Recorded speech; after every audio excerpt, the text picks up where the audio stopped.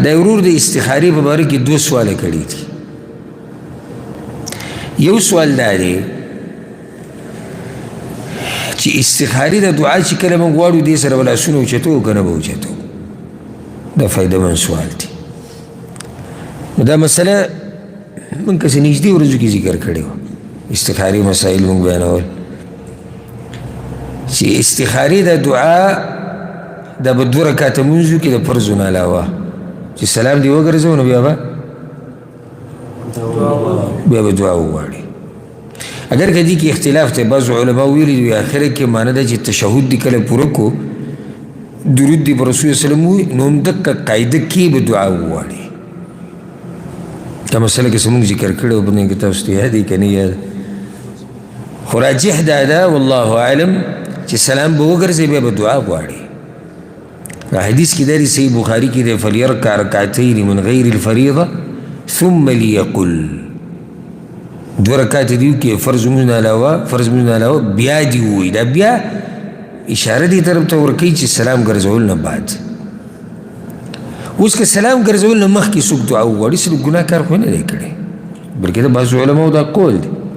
پای کې بیا لاس اوچتول نشتي. لکه ته په اتحیات ناسي التحیات لله دی وي، پر رسول وسلم دی درود وي اللهم صل، او درود نه بعد به ته استخارې دعا غواړي که نه. نو چې استخارې د دعا ته دې ټیم کې وې نو په منځ کې خو دنه لاس نشي اوچتولی، دلته به لاس نه اوچتې. خو که چېرته ته د منځه نه بعد دعا غواړي نو بیا خو لاس اوچتول غوره دي. موږ دا خبره ذکر کړې وګوره چې کوم ځای کې رسول وسلم دعا کړې او لاس یې نه اوچت کړي موږ به دعا کوو لاس به نه اوچتو. چې کوم ځای کې رسول وسلم دعا کړي او لاس یې اوچت کړي موږ به دعا کوو لاس به اوچتو. او چې کوم ځای کې عامه خبره وي نو هلته اوچتول نه اوچتول دواړه جایز دي او اوچتول غوره دي. نو دلته موږ په هغه اصل باندې عمل کوو. که یو سړی دغه شان هم دعا وغواړي د الله نه د استخارې سره ګناه کاري وکړو نه، خو لاس اوچتول غوره دي. ولې غوره دي؟ ځکه چې دې کې عاجزي ډېره ده. که ته الله ته لاس داسې نیولي دي داسې لکه یو فقیر ملنګ د جومات په خوا کې یا په لاره کوڅه کې یا د چا د کور مخې ته سوال کوي، هغه دغه شان دې سړي ته ګوري ماله ده ماله ده، او یو کس داسې لاس نیولي، الله دې موږ ټول وساتي،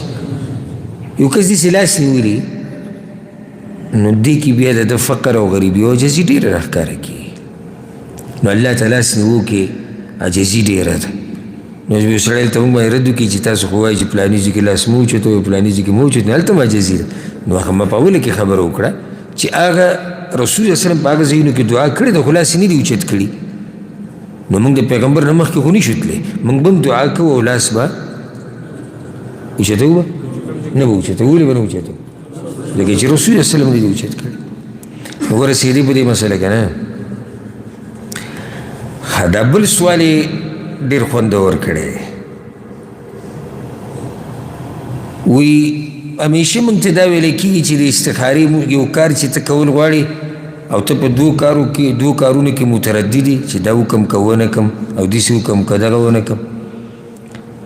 نو ته استخاره وکړه او استخاره کې دعا وغواړه د الله نه. نو یاسې زړه ته دا خبره راځي که نه چې هر څه الله رب العزت په تقدیر کې لیکلي دي، نو استخارو ته څه ضرورت دی؟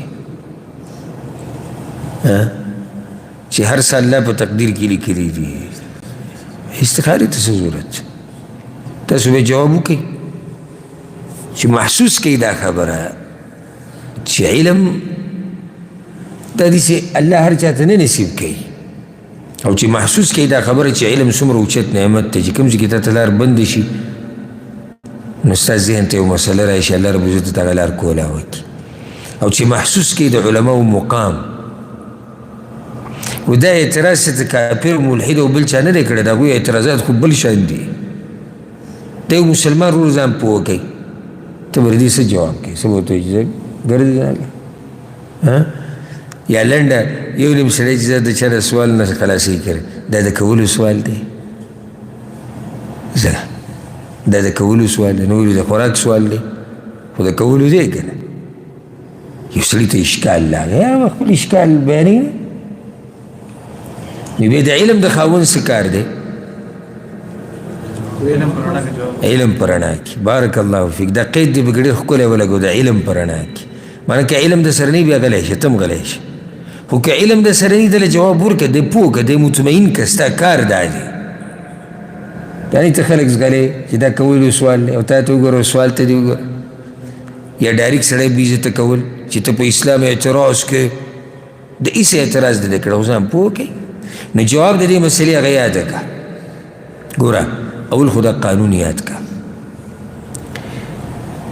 چې رب العالمین چې دا موږ له سم راکوي که نه نو دی په اسبابو پورې تړلی دي لکه مثال پې تاله درکړم یو سړی دی واده یې نه دی کړی یا یو ښځه د واده شوي نه ده وی الله نیک عمله بچی راکړه جومات کې ناست دی سهار ماښام دغه دعا کوي چې الله ماله نیک عمله بچی راکړه الله ورکولی شي که نه شي هسې سوال کوم الله ورکولی شي که نه شي قانون له راځو چې موږ په دې مسله ځان پوه کړو الله کولی شي که نه شي الله خو په هر څه قادر دی خو داسې اسباب نه دي لټولي ته اسباب جوړ کړه الله یې درکوي دا دنیا دغسې الله جوړه کړې ته اسباب پیدا کړه د اسباب د علم الله پیدا کوي خو ته خو به اسباب لټې که نه اوس یو سړی دی واده یې وکړو کوشش یې وکړو محنت یې وکړو واده یې وکړو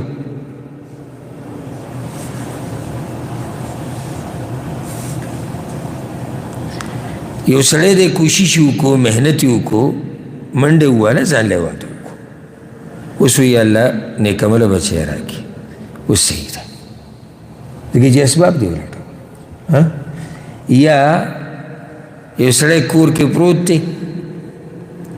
سهار نه ماسپښینه پورې ورده دی او ماسپښین منزله چې راپاڅېد او یا الله د اسمان نه یو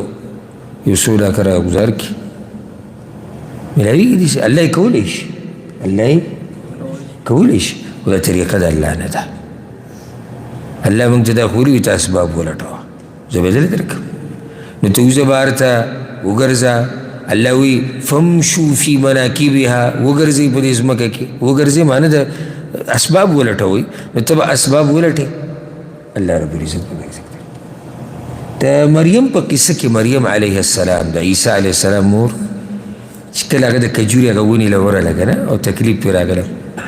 نو الله ورته ووایي ته د کجوري د ونې د تنه وخوځوه په تا باندې به تازه تازه کجوري راولېږي خیال هم دی که نه دی